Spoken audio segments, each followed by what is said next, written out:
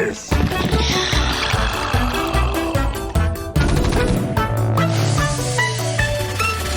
We stand as one. Are you gonna give me orders? The day is going to be Serral versus Elazer. What a match. What a tasty treat this one's going to be. You were talking about Serral not showing up to as many of these more minor online cups, which is one of the ways that Serral really made his name, was just being this online grinder again and again and again until he ascended and became a being unable to lose. But the thing about Elazer is, over the past 3-4 years, every time I've said, I don't think Elazer's going to pull that off, he has proved me wrong like 90% of the time. Elazer has gotten so good, but more importantly, like so crisp. It's not just that he pulls off a win where he's behind with some sort of goofy cheese strategy. Elazer is very, very solid in a lot of very surprising ways. Well, we're going to talk about it quite a bit because these two have quite the history as well. But here we go. Nightshade is going to be the first map of this best of 5. And in the top left side, you see that, Sean? I got it right. We're looking at the main base of the Polish Zerg. It is Elazer. And on down in bottom right, the man that is just so easy to root for because it's too easy for Ensa. It is Serral. Now, before we talk about this feisty opening that Serral's already showing us with that early pull and the early gas of the one base, it is really cool to see the history that these two have.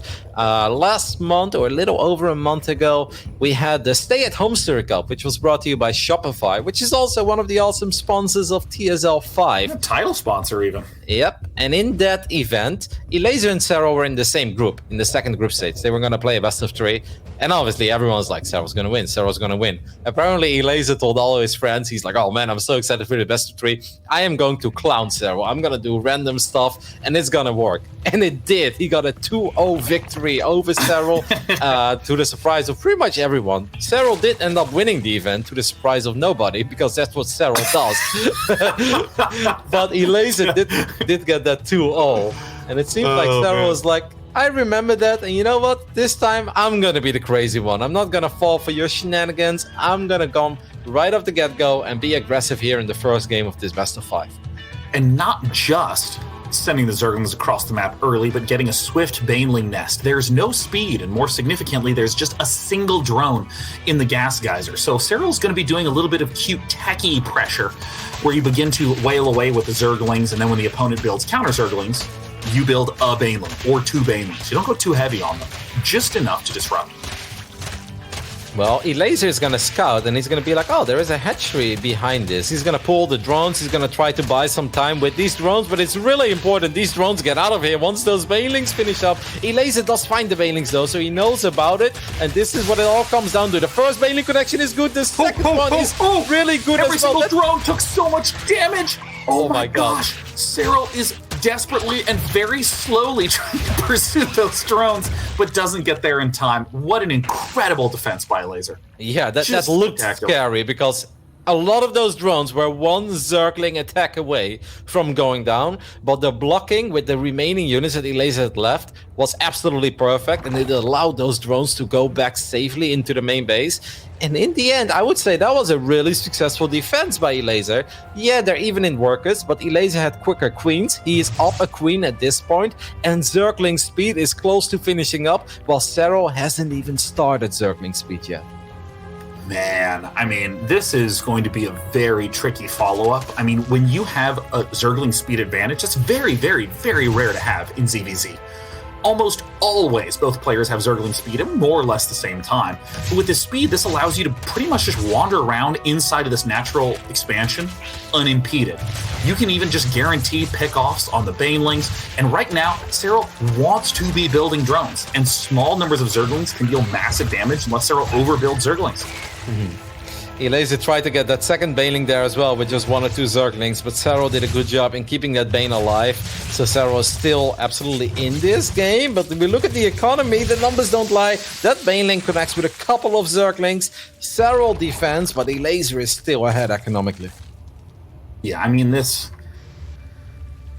frankly is one of these, it is going as expected kind of ZVZ. If you are able to pierce in and deal the damage to the player that went hatchery first, then you're ahead. If not, I mean, everything's in Elazer's court. This third hatch, you don't even need to be that clever with defending it because your opponent doesn't have speed. All the overlords for Elazer position forward, really nice checking for counterattack angles. Zerglings at the front just kind of, frankly, just patrol around. And look at this. Look, you can literally run circles inside of Serral Zerglings. I mean, this is a really nice opportunity. The question is, like, how is Elazer going to transition here? Serral does place down the third hatchery, and there's not much you can do, and there's the Baneling nest there, but a lot is lying in Elazer's court for the follow-up. Yep, I think we're about to find out when these overlords finish up. Well, there we go. There's the answer. 12 Zerglings get fired up immediately. Elazer is up by 6 workers. So if this just turns into Ling Bane against Ling Bane, Elazer should have a little bit more. But now, of course, most of the fighting will take place on the side of the map of Serral. It's very important for Serral that he keeps this hatchery alive. And I think he will in the end. But this all feels a little bit uncomfortable for the Finnish superstar. This is one of the hardest situations to be in a Zerg versus Zerg because you could obviously build a bunch of units to defend against this and be fine, but every unit that you build is not a drone.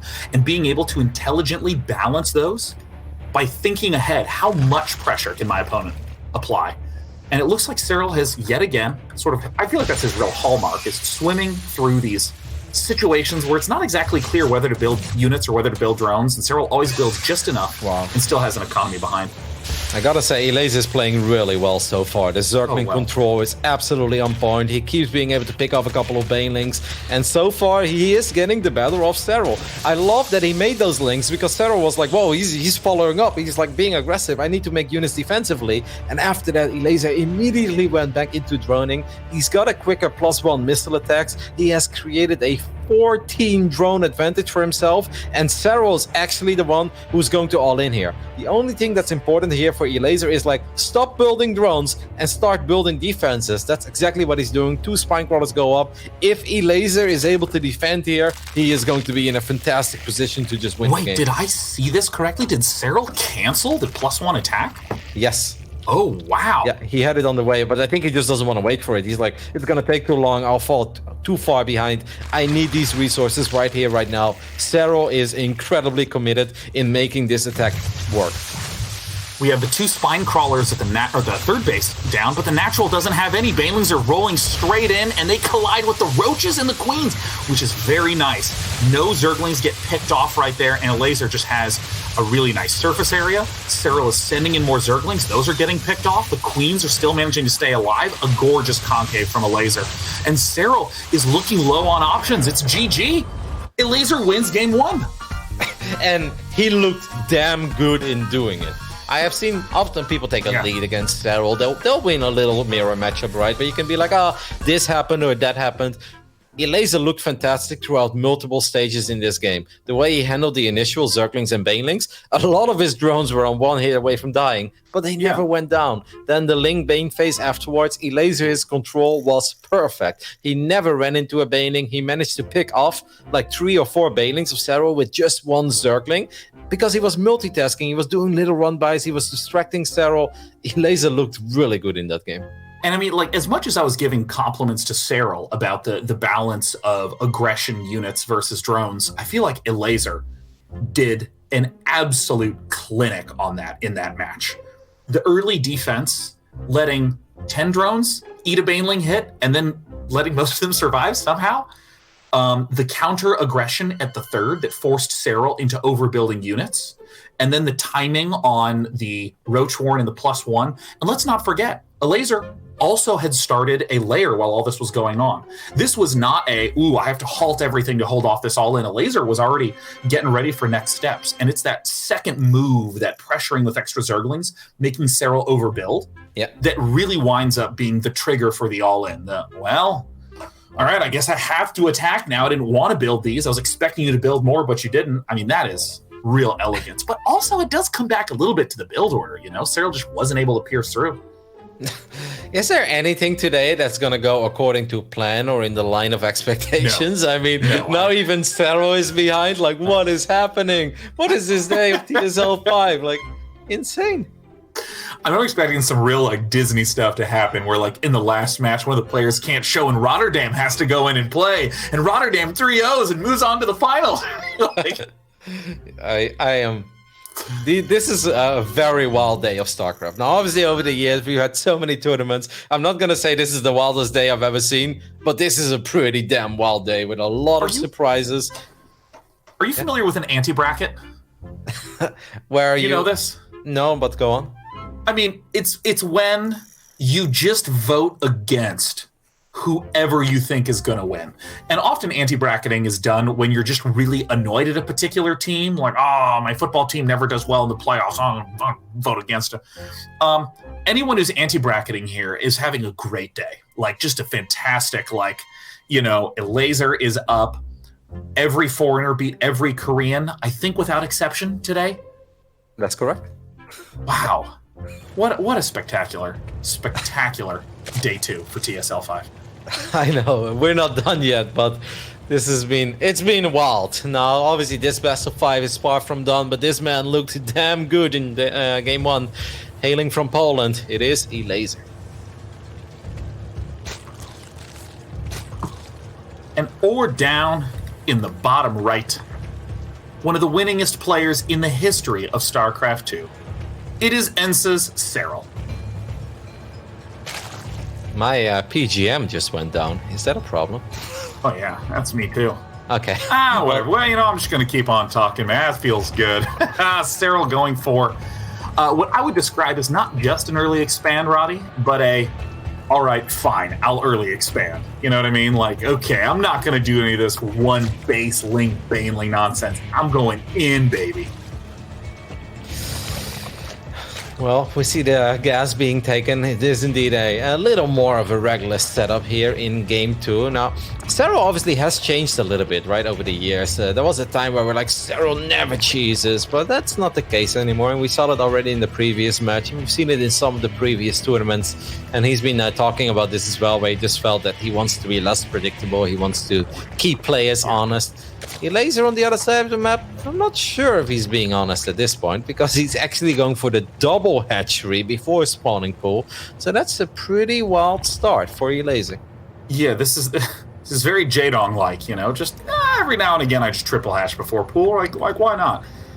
I mean, it's one of these things where this is going to wind up feeling kind of similar to what we saw in Game 1, right?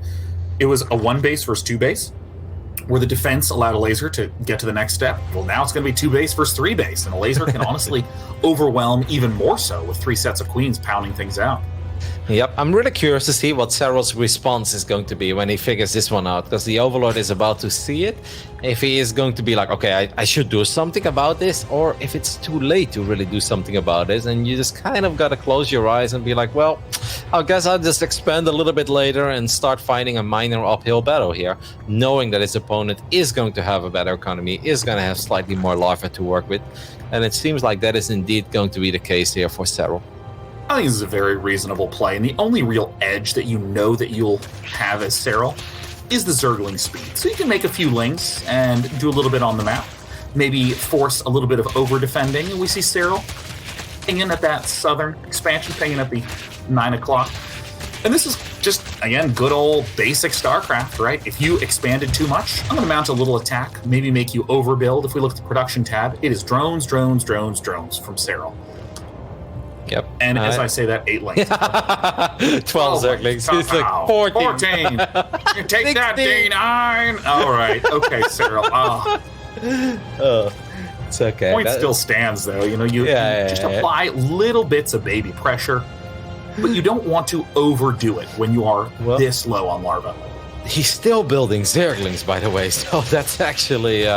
Serral is being... very serious about build drones. Oh, look at the way he's sending. Oh my goodness, I love the pathing of these Zerglings, by the way. The Overlords were pretty far away from Elazer. Elazer has no idea that this is happening. He's firing up 8 more drones. He has, a safety Baneling. He's even starting the lair. Elazer still has no idea that Serral has this many Zerglings right now that are about to run into his network, into the main base. This has got to be bad for Elazer, right? I mean... 2 Banelings from Serral being more just outside the main base. Queen doing a very good block there, but I mean, Elazer is in trouble at the south side. We see Lings and Banelings swarming into the third. The Banelings in the main base wrap up as well. And are they going to connect with drones? They are. Oh, wow.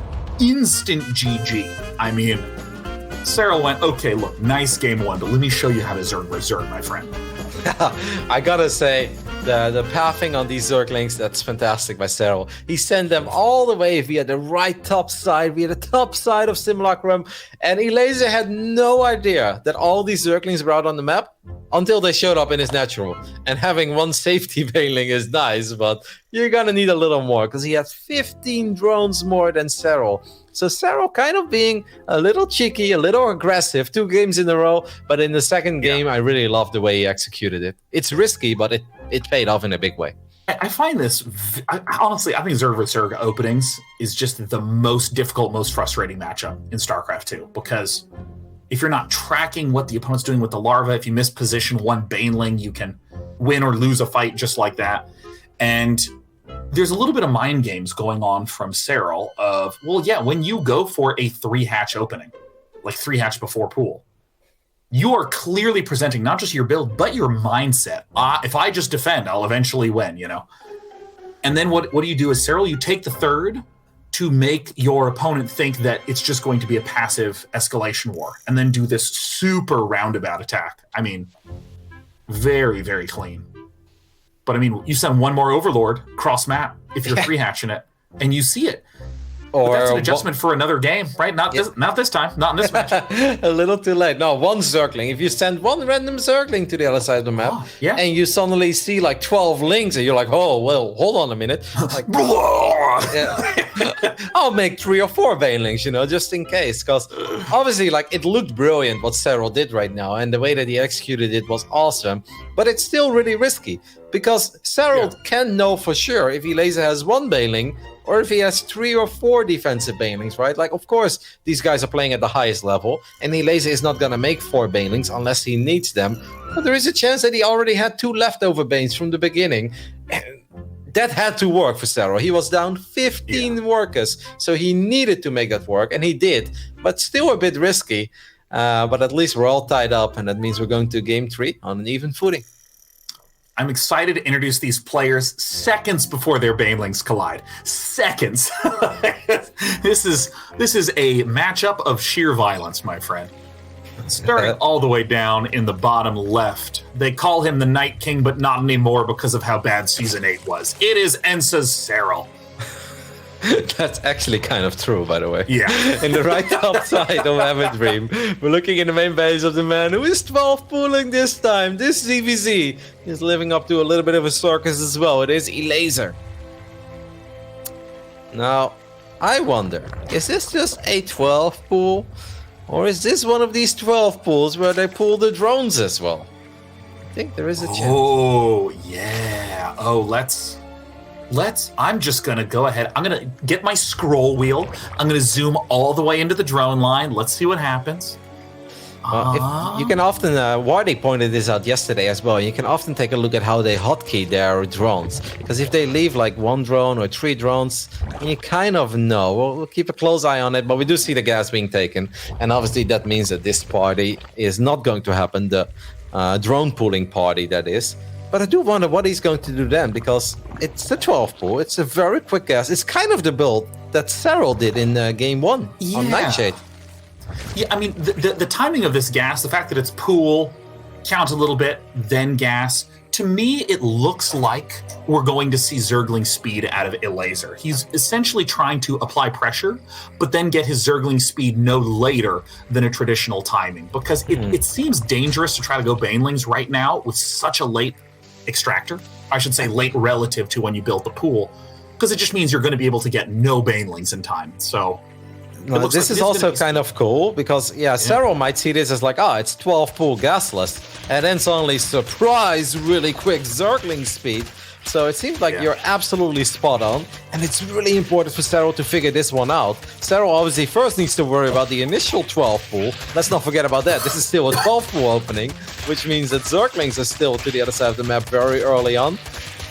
And that is a lot of damage already. That's a Serral. Oh my goodness! Serral Serral with an insane surround on the Zerglings of Elazer. Are you okay, Sean? Oh, yeah, no, I tried to drink my water, and then I went, but I was drinking water, and I almost drowned.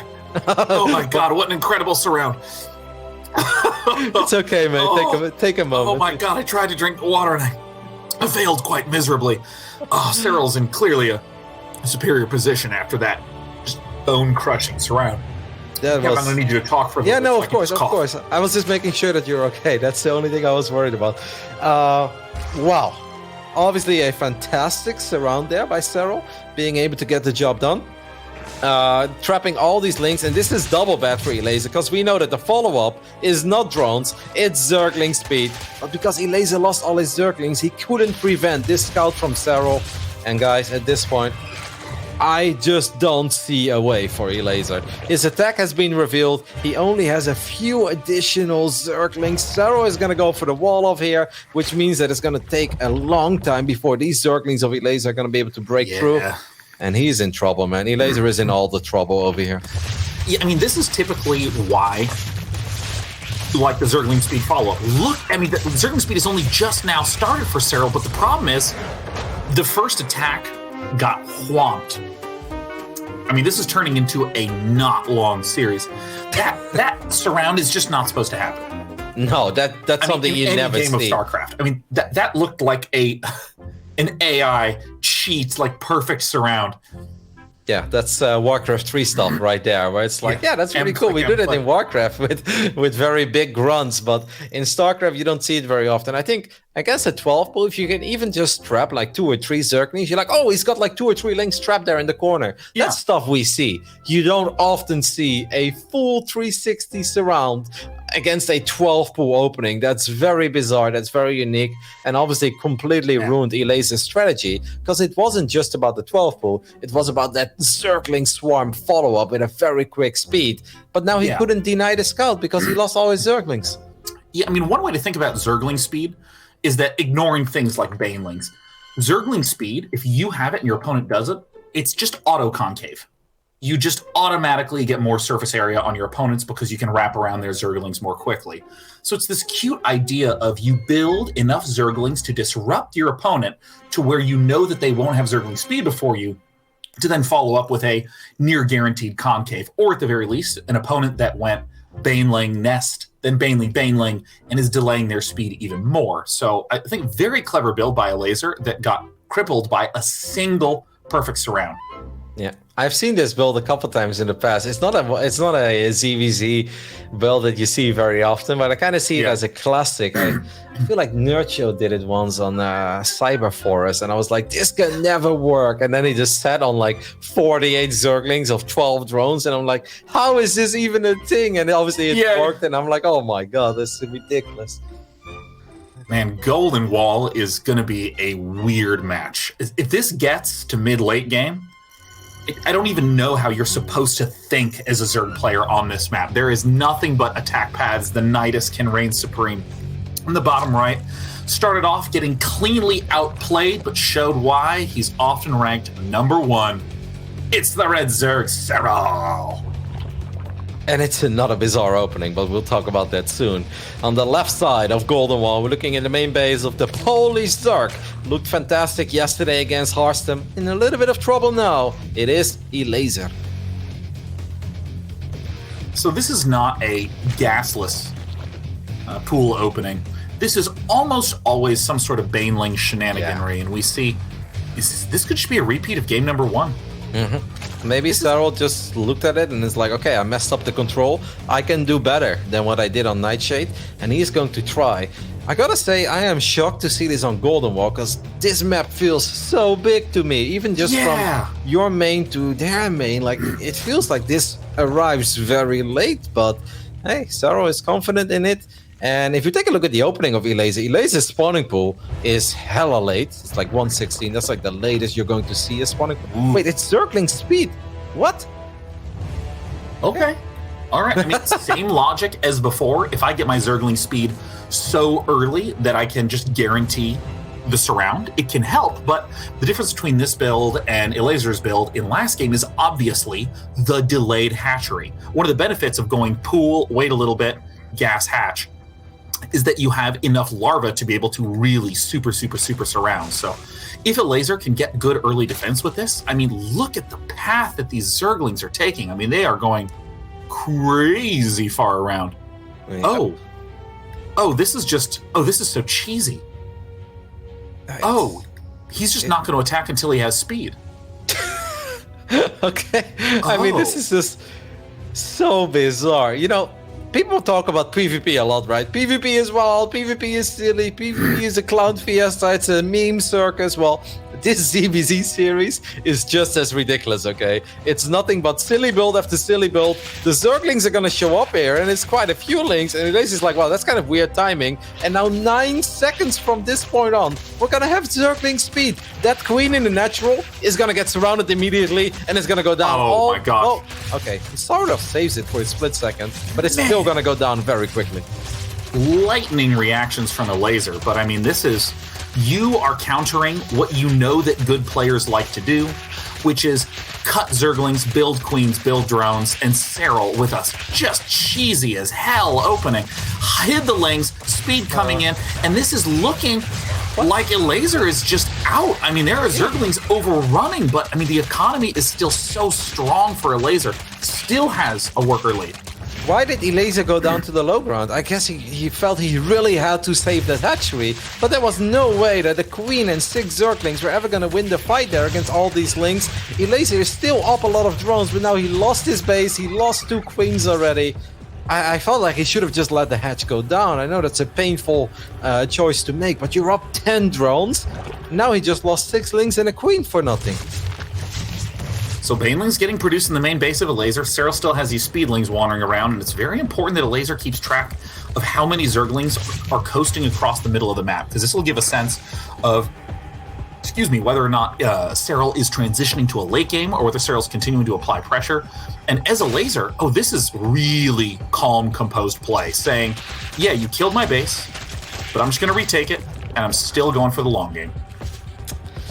Yeah, I mean, did he even make a spine or something? No, he didn't make a spine. He lost a couple drones by going into the Baneling nest and the hatchery now, obviously. So you can say that Elazer is still in it if you look at the economies at this point, but we know that that's very deceiving because Serral is about to create a pretty big economic advantage for himself, having his natural base already up and running.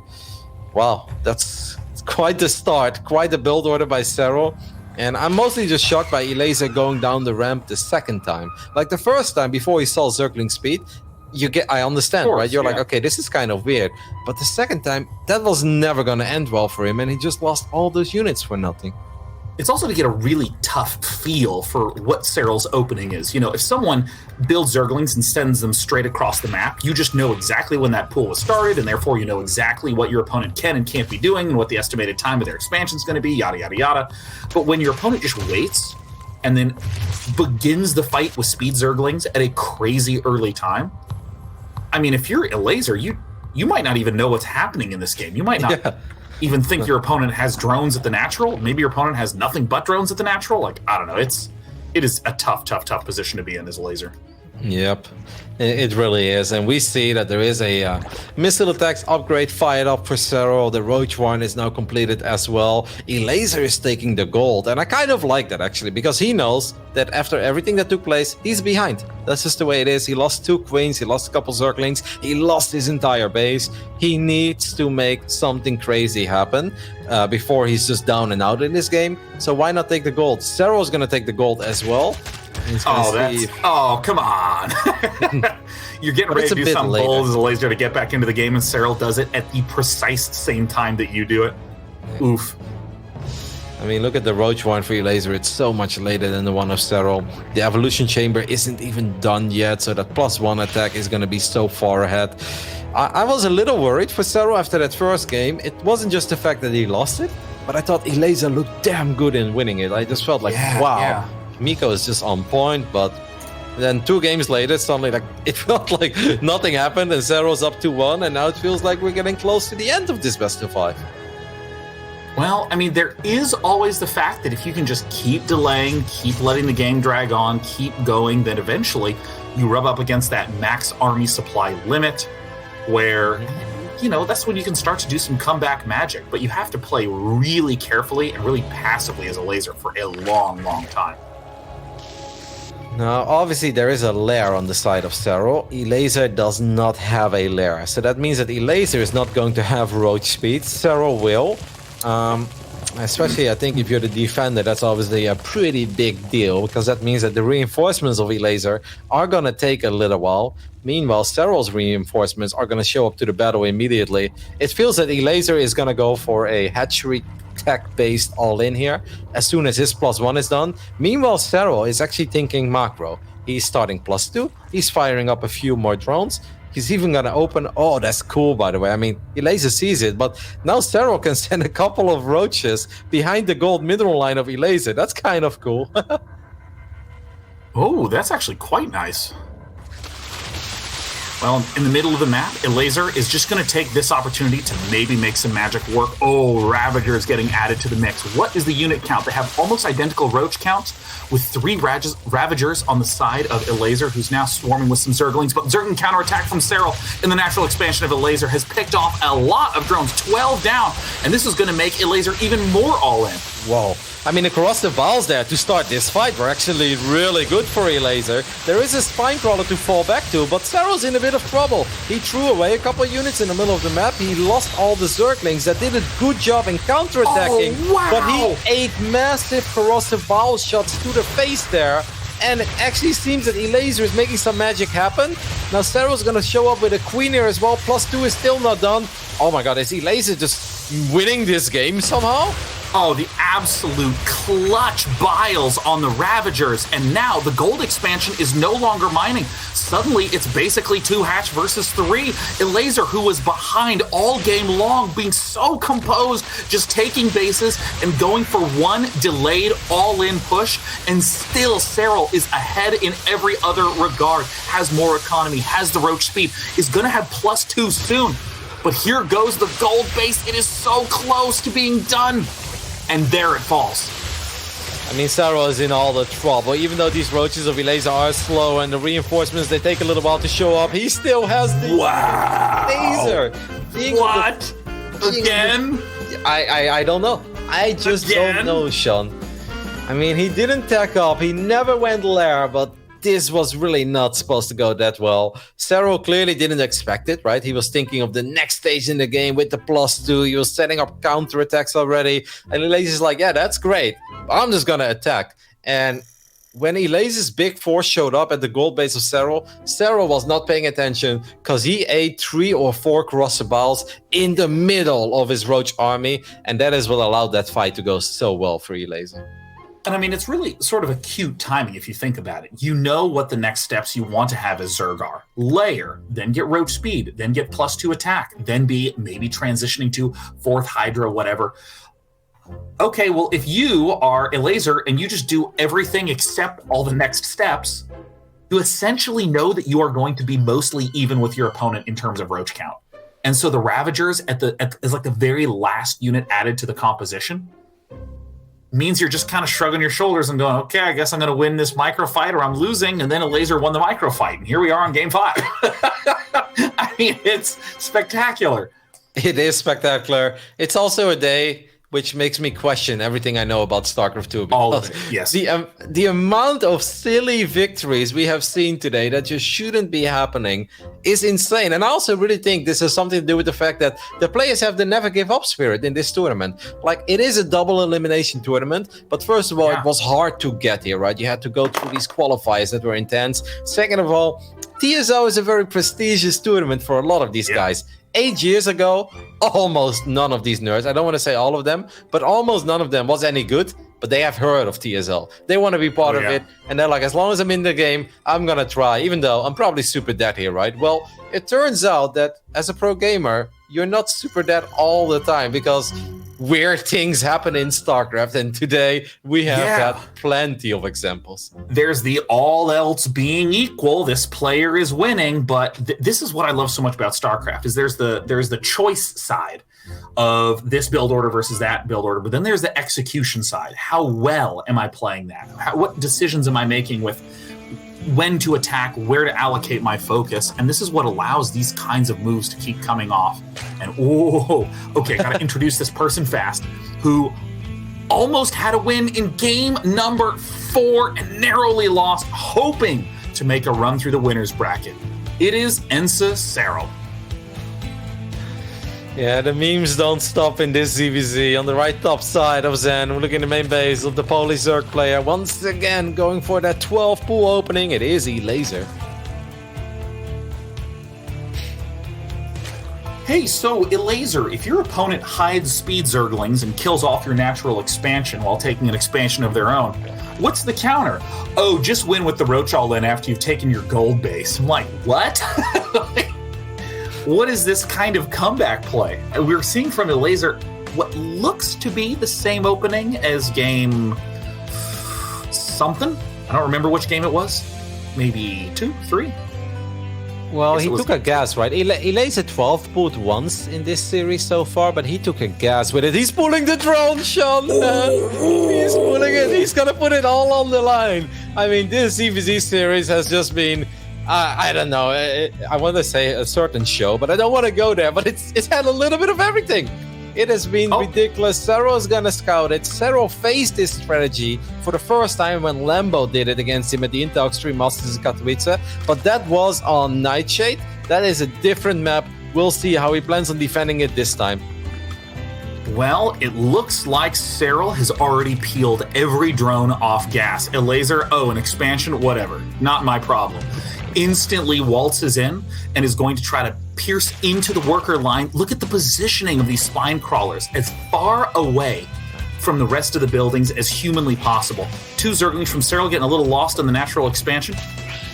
This is actually the classic. Like, we've had a different one where they pull all but one or all of the drones. This is the traditional one where they go for the spine crawler rush. Now, obviously doing this on Zen means that if these spines go up, the fact that you have a natural expand doesn't mean anything for Serral, because you'll never be able to mine from it. So Serral is forced to fight. Serral is going to fight. 2 spine crawlers finish up. I think Serral's in trouble, right? 2 spine crawlers, you don't win this, even if your name is Serral. Oh, and that's GG! Elazer does it with the cheesiest cheese possible in the final match. And Elazer manages to advance over Serral. The anti-brackets have it. Are you kidding me? That is ridiculous. I mean, that's how you take down a giant, man. That's how it's done. What is this day of StarCraft? Serral is leaps and bounds ahead in game 4. There's no way that he ever loses this. He's ahead in everything. He's got more units, he's got more drones, he's got quicker bases.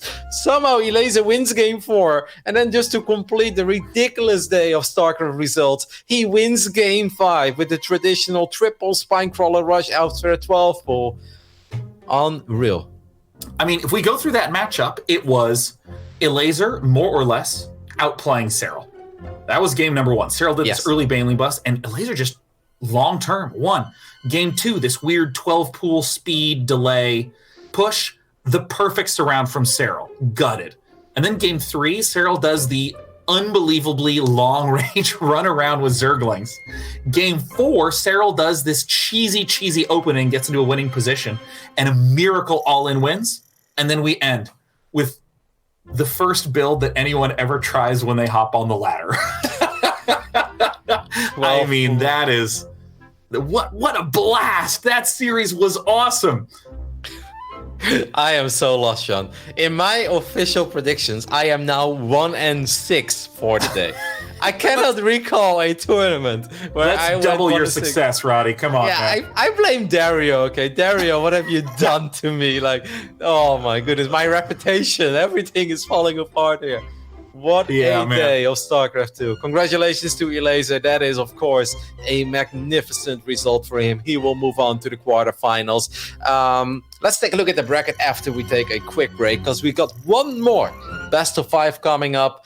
And that's going to be a fantastic one. It's going to be Big Game, also known as Hero Marine, as he will face Raynor. Stay tuned. We'll be right back. We stand as one. Are you gonna give me orders?